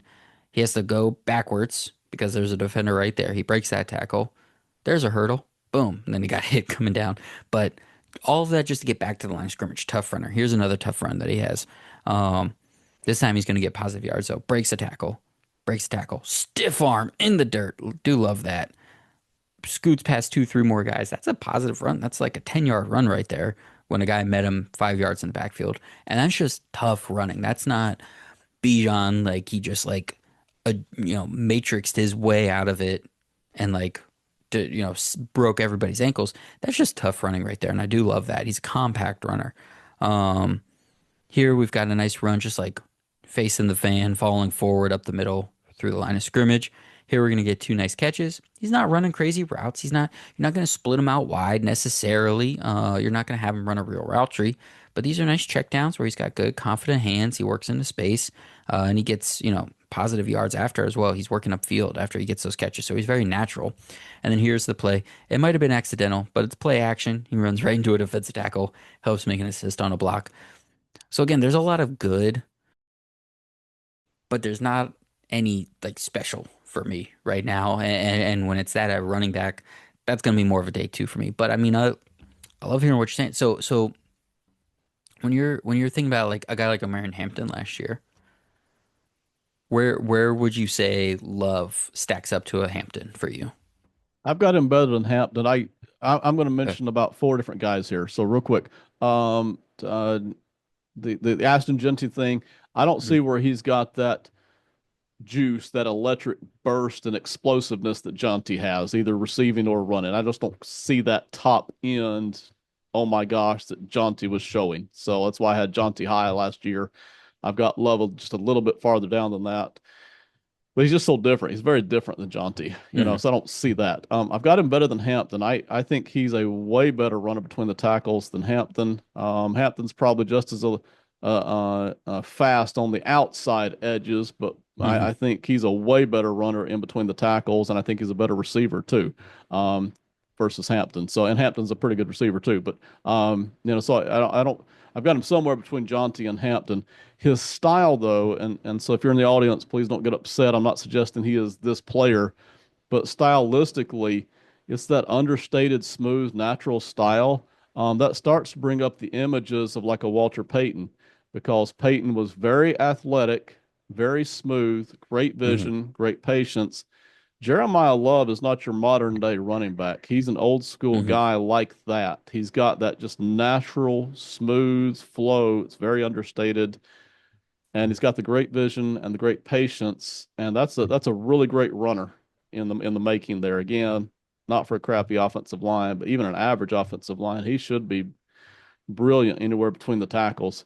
I really like the, and he's a good receiving option too. So that's the imagery there. The patience is that reminds me of Emmett Smith, not the choppy style of Emmett Smith, but that patience vision thing Jeremiah Love's got that. So that's an old school style with the right offense. Yeah, I'm locked in on him in the top 20 pretty easy. What is this? Oh, that's NCAA. I wanna think. You mentioned like old school, right? Like who are the top receivers these days or running backs these days? Jonathan Taylor. I mean, he does the receiving stuff. He's not, James Cook, Kyron does a bit of the pass game. Obviously, guys like McCaffrey and Bijan are big in the pass game, but obviously he's not as big as a Henry. He's not quite the thumper of a Montgomery. Might have to think about Jonathan Taylor stylistically, and his game has changed over time and with the Colts. But I don't know. I don't know that. You know me, man. You know where I'm at. You Right. get a UDFA in there, and you'll be all right, unless We'll it's be like a just fine. truly special player. Like that's a conversation for later day. That's Jeremiah Love. He's a tough runner. He's old school. He can go between tackles. He's gonna break tackles. He's gonna hurl guys. He can catch. He can block a little bit. Yada yada yada. Well, as we go, we'll have more of the whole running back draft value conversation. This is me reminding myself not to go off on a tangent at the hour 20 mark already before we get to the sixth player. Let's get to our first tight end of the evening. Hmm. Kenyon Sadiq is a 6'3", 245-pound junior out of Oregon. He's from Idaho Falls, Idaho, attended Skyline High School, where he was a four-star recruit, number one overall player in the state, and top 80 player in the country. Got a couple plays of Sadiq here. Ben, what do you think about Kenyon Sadiq? I really like him. I'll talk to you about a tight end problem I have during our second part of this discussion, but here we go. He's fast. For tight end, he is very, very fast. I really like the speed that he puts out there on tape. The Ducks like to get him the ball on tunnel screens, jet sweep some, but tunnel screens a lot. They really enjoy doing that. They have that weird offensive system, and he's really good at this. He is really good at catching the ball on tunnel screens and just taking off with three or four blockers in tow, right? He's athletic. There's more than one film of him jumping over people. Hmm. There are several pieces of film of him jumping over people. So I've got a fast guy who's athletic and can operate in space. I like all of that. The production is low, both in 24 and early in 25. It's just a lot lower than what you would maybe expect. Matter of fact, in 2024, he was only on the field for 350 snaps. And I know he was behind Terrence Ferguson, who also went to the NFL, but in the Ducks offense, there would be plenty of opportunities to get him on the field and get him the ball. But again, like I said earlier, tight ends in the college game, it's wild, man. A lot of these teams have a very talented tight end. We saw it with the kid from LSU last year. They just didn't even get in the ball all that much. It's just the way college football kind of works. So, just because they're not getting a lot of production doesn't necessarily mean that they're not a very good player. He plays everywhere, very versatile. Good gosh, you Hmm. can play Hmm. him outside. You can put him in the slot. You can put him. You're not going to see him a lot at the tight end spot. The Yeah. inline thing. He ain't going to do a bunch of that. But you can play him at the halfback role, the running back role, whatever. You can move him all over the field. So I love that versatility. That's really cool.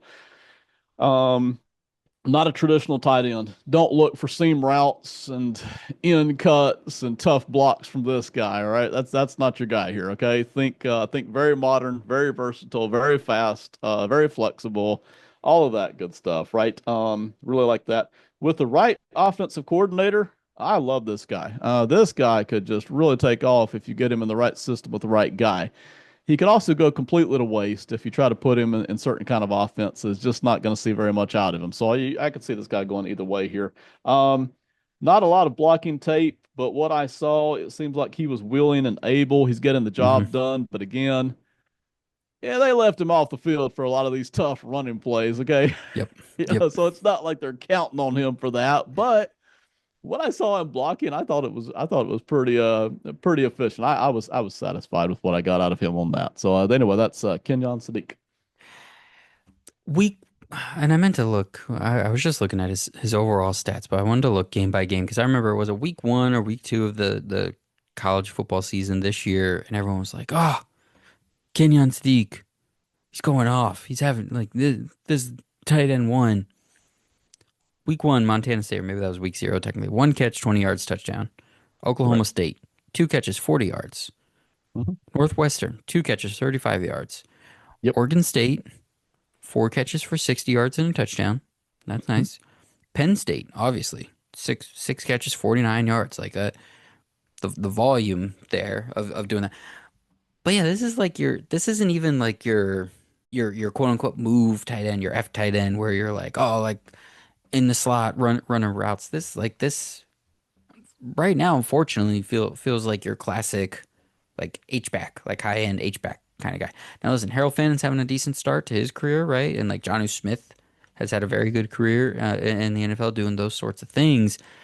I will say, let me pull up the plays here just because you mentioned a couple of these things. And he can put these things on tape. He has. I watched what game did I have here? Northwestern game this year. Yeah, it's Northwestern, whatever. Um, this first play is that tunnel screen. He gets a screen, he runs. This is exactly what I expected, right? When I saw kind of his profile and just from what I Yeah. know about him. But here, he's gonna work from this slot right here, number two from the right side.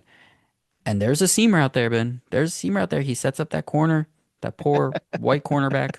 He sets him up. Easy touchdown. But hey, he worked up the seam. He did it. He went up and got that ball. Here, he's lined up in the backfield. He's lined up in the backfield right here, I think. Let me check. Is that him? Yep. Boom. There he is. Pow. And he goes and he makes a block. You said it. Willing, tenacious, fairly able to block. Like he and like I saw a couple of his blocks out in space and a couple blocks um at the line of scrimmage. I actually think he's a better blocker at the line of scrimmage because he's just going at it with his physicality. Right. Doesn't have much technique and he's not very effective. And at 245, yeah, that play strength, if you're going up against 280 pounders, like you're just not going to maintain blocks, but he will do it. He's a lot like just like uh, he's bigger than a running back, but he's a lot like just a running back who's just trying to survive back there when they're doing it. Like, hey, just make contact, throw a block, slow the guy down. He's doing that and he's willing to do it. So there's the intentions of a classic inline guy, which I love and appreciate, and there's the talent and the versatility of the move guy, but there's also the build of the H back guy. So there's a lot going on here. Um, it's nothing that I'm getting super excited about where I'm like, you draft this tight end in the first round and they're immediately going to be a real part of your offense. Like, I hope we don't hear a Tyler Warren comparison come draft season Yeah. because hey, Yeah. oh, he is versatile and like you can line him up and move him around and yak and these things that it's just not that like the downfield different routes being run, big catch radius. Like I haven't seen that so far. The production obviously isn't there. Like you said, he was, Warren was Penn State's offense for years. Like this is Mhm. Sadiq's kind of first run just at being tight end one, and like he's effective and he's doing stuff. But I think there's a limit to what you're at least getting right away. And we know tight ends take a while to develop. It would take the right system. It would take the right coach. And maybe he could do it. And look, 6'3", 245 and athletic, like, does he just become a suit like a does he become a move tight end, a slot receiver at some point? And I think that was a I'm trying to remember. Elijah Royal was a little bit bigger. He might have been like 6'4", 250, but there's something here. But I don't know if this is a first round guy. I mean, on mock draft database right now, he's at like 18. He's got a lot of hype Right. Yeah, from he does. on Saturdays when people are talking. I'm glad to hear that you're not you're at least on this one we're a little more in line. No pun Yeah, intended. it would not bother me if somebody drafts him in the first round. I personally am not super eager to do that for a couple of quick reasons here. In the right system, say with Mike McDaniel, wherever he offensive coordinates next year, with the 49ers, with their, ingenuity, there's a handful of guys, right, that could just, I think, instantly make this guy produce something, and then after 2 or 3 years, have him doing a lot of crazy stuff. I mean, just all kinds of crazy stuff. But that's not for everybody. The speed and the athleticism, I think, is what's got people kind of turned on here. Come draft time, Hmm. I think that's going to pull back down a little bit. One reason for that is, and my dilemma is, and I mentioned this, there are so many tight ends now that are fast and athletic. They're big, they're fast, they're athletic. They're everywhere in college football now. So It's not that people don't want them. That's not what's going to drive them down the boards. It's not that they're unimportant. It is there's just so many of them, you know. So once that supply and demand thing, there's just plenty of them. It's like, well, I can get a fast athletic guy in the second or third round now. You know, I don't Yeah. have to have the number one most glamorous, fast and athletic guy. I can get one in the second and third round. So that's going to drive this back down. You know, there are other guys that we could talk about, but that's the idea here. So for me personally, though I do like him, and in certain systems I would love him, I'm going to pull back down off of that. I'm probably looking at somewhere in the top 50. I think is probably where I'll land here. Yeah, the like Harold Fannin was a much more productive version of this coming out. Now Fannin had that H-back build, but was essentially a slot receiver. So this is even a little bit more of a different case. But even Fannin, for all the productivity and clear, like he just looked like a wide receiver playing out there, was still what, Yeah. third round pick. Um, so yeah, yeah, you're hoping for top 50, right scheme, right system, all of that. I think a good player overall. I think he's going to be a good player, but Mhm. where ultimately is it going to take you for this type of player is what's TBD. Okay, that's it for all the guys we have film clips on. So yes, we're 90 minutes in, and we still have several names we want to hit here. So we'll just go kind of go back and forth on a couple of these guys. Ben, up next, Eric Singleton out of Auburn. He's a true junior via Georgia Tech at Auburn right now, 5'10", 180 pounds. He's from Douglasville, Georgia, where he attended Alexander High School.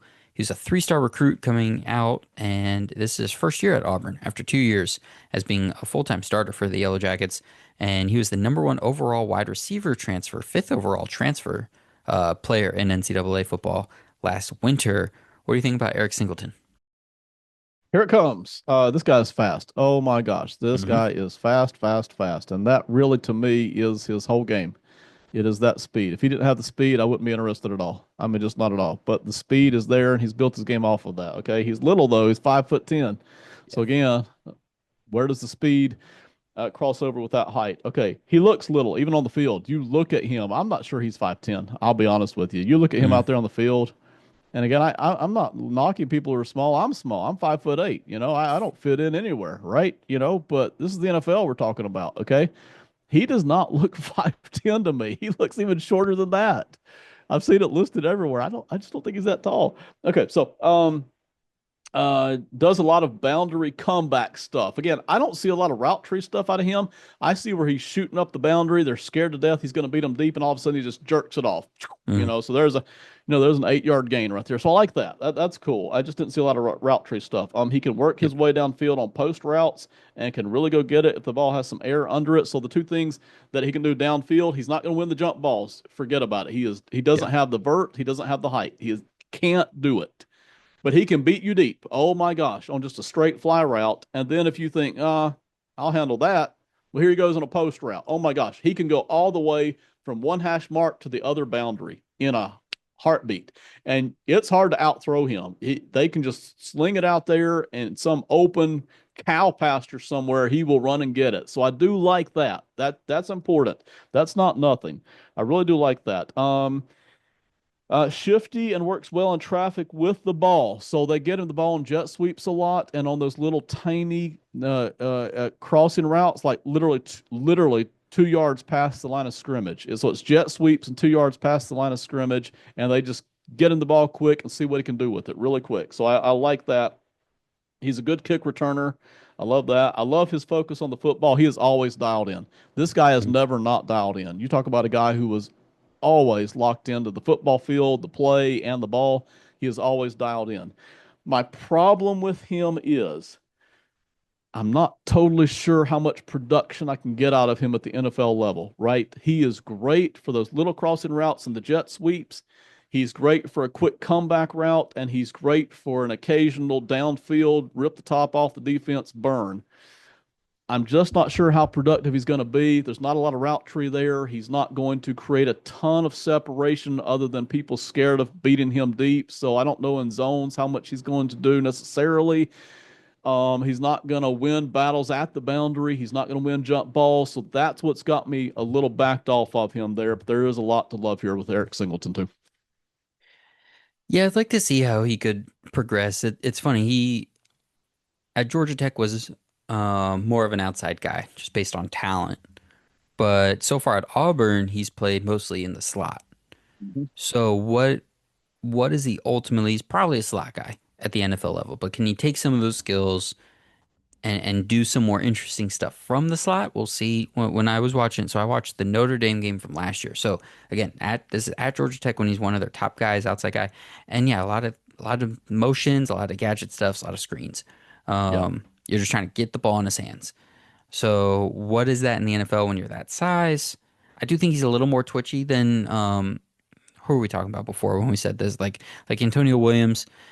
He might. I think he's got a little more like true like long speed. So like if you really get him Yeah. going, like what or get him on a screen, can he bust one every now and again? Um, I don't know if he's quite as talented, but this might be this year's Luther Burden. Like you just like screens and slot fades. Not quite the Noel, where you could see that Christian Kirk like can really do real route stuff, but he's doing it from the slot, but he's tough and undersized. A little more gadgety, but I think there's something there. So we'll see where Singleton ultimately ends up. I'd like to see him try to develop more of the downfield stuff a bit to be more well-rounded, but day late day or not late day three, late day two, third round kind of guy. I think right now for me.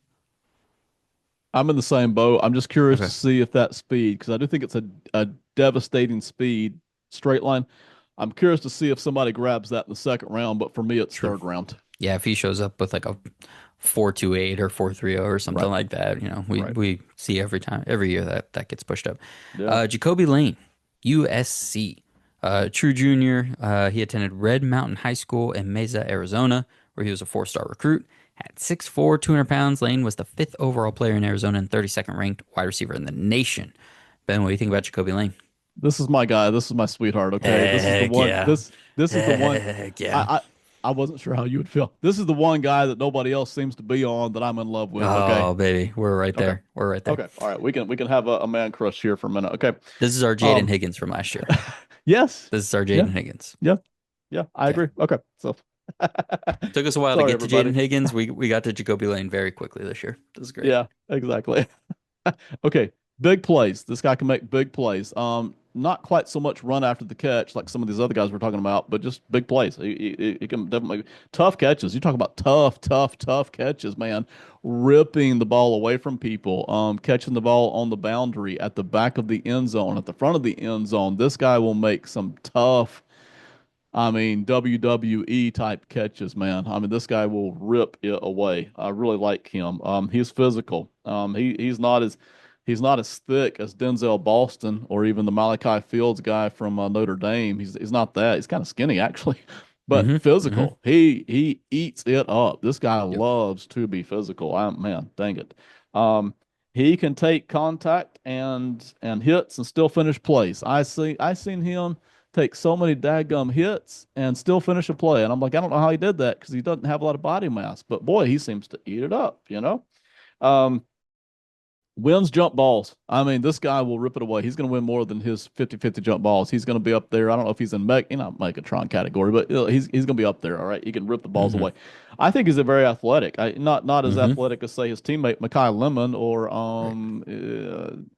uh, uh, uh, Tyson. Williams or Yeah, Tyson. Mm-hmm. he's athletic. Yeah, Yeah. he is athletic. So I like that. Insane hands, circus catches. I've already mentioned that, but there it is again. Mostly outside production, but he can work the middle too. This is your Mm-hmm. outside guy, but he is capable Yes. of working the middle. So that to me that's important because once they start Yes. figuring out what to do with you on the outside, can you move inside? He can. He's not slot, but he can work Mm-hmm. the inside of the field. So that's another Mm-hmm. dimension. I saw that. To me that was so important to just see that.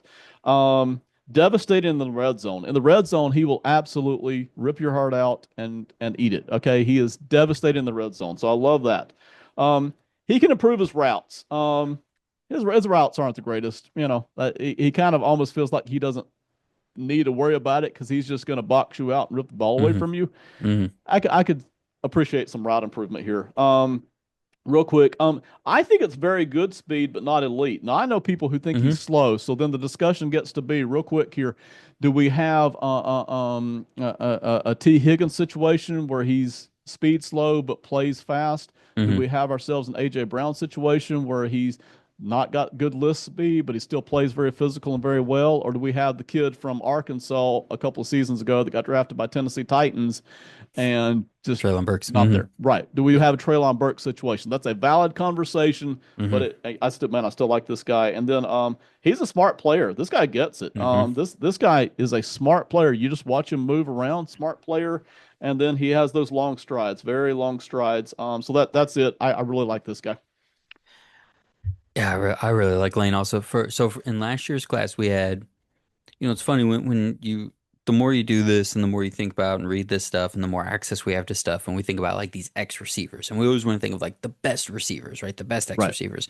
But Right. that's not always what it is, right? It's like Romeo Dobbs for the Packers is their X receiver. Just like who's the big guy that's going to be on the outside that can command attention, that can run every kind of route and like win on his own, essentially. Now, that doesn't mean win in the sense of like 150 yards and two touchdowns every game, but win Right. in the sense that like on this route they're gonna get, they can run a post, they can run an out, they can run a dig, and they can do all of those things at the timing and with the gravity of the field that you need. And so last year when we're watching and doing these evaluations, and we get to Jaden Higgins, when we're like, well, he's not the fastest, but he's fast.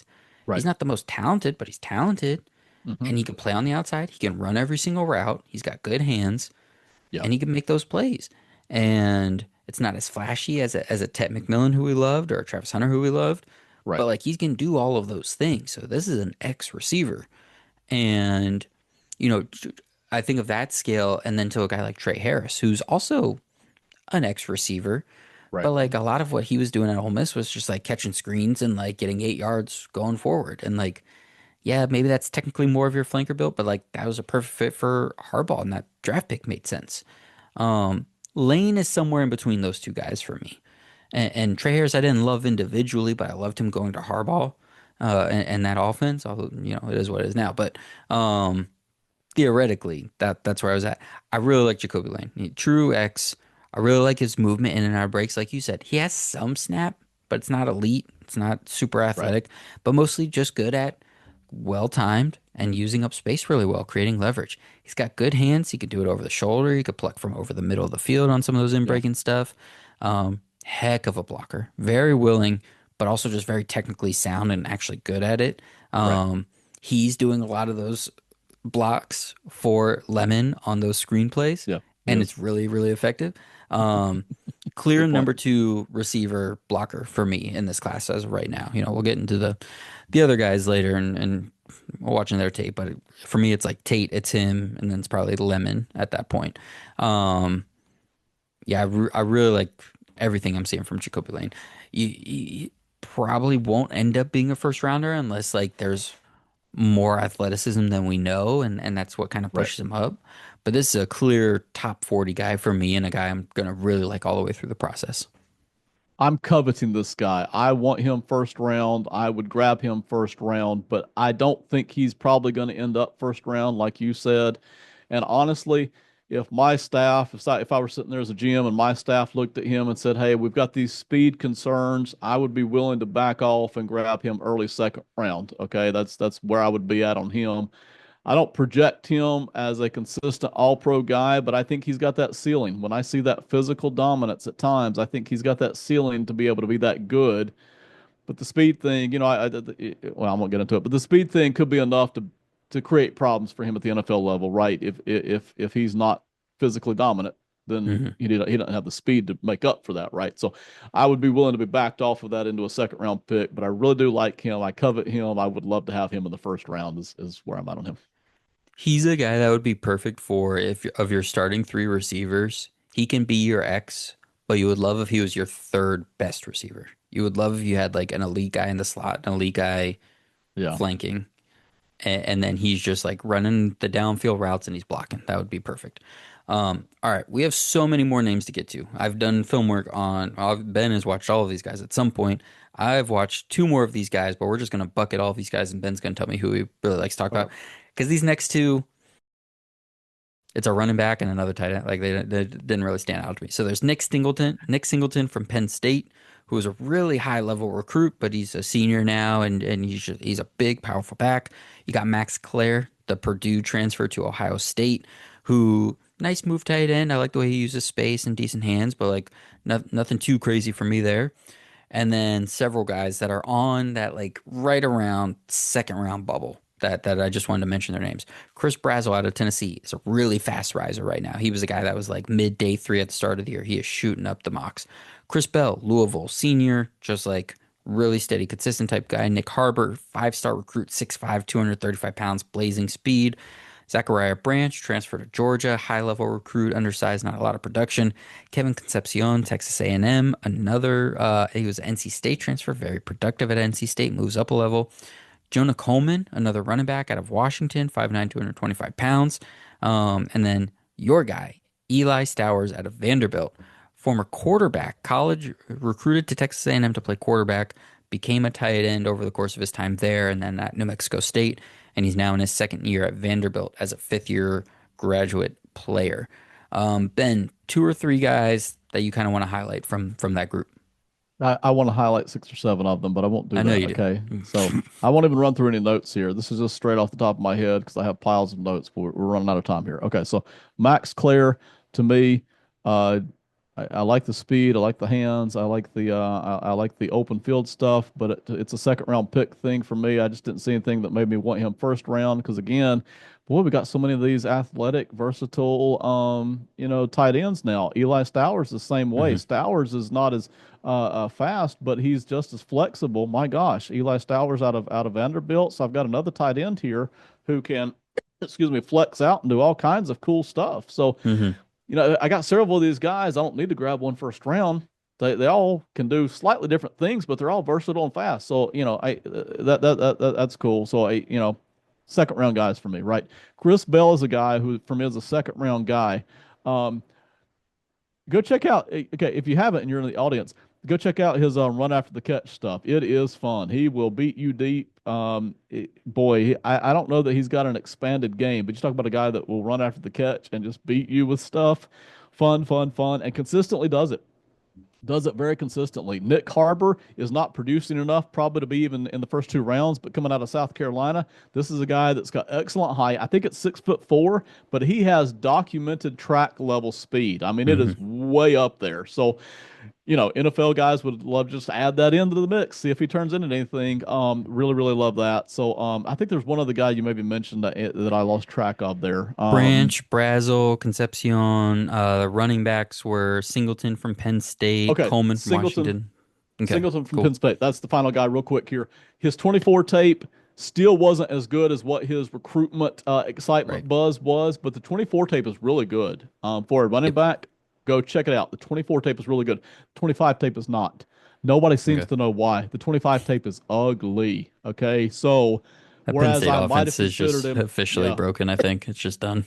I might have considered him late first round. The running is that good in 24, as well as the receiving. He's a legit receiving option. Hmm. Hmm. Legit. Yep. Yep. Yep. Yep. It's disappeared in 25. Yeah, to go through because I did actually watch him to go through my notes. Patient runner, sets up his blocks well, stays square while waiting for a hole, keeps him balanced and ready for acceleration as well as take on contact. Good burst for his size. I mentioned it 5'10", 225. You like that? Good hands. Used as a check down guy, or he was split out wide for screens. So that's pretty cool to do at that size. Just big body and he falls forward. So yeah, Singleton, nice runner for sure. Whenever he gets drafted and dropped into a place, he'll ultimately end up being just as effective as Jeremiah Love will be, as long as the situations are equal. All right, that was awesome, Ben. This group is so hard to do because first off, we're doing three positions, but also I think it speaks to this class. Like there was a very a thinner line between who the first round and second round guys are. I think even the mocks are having a hard time figuring out what they think at this Right. point. It's really Tyson is going like top 15. Tate is going like top 25, like securely in the first round. Yeah.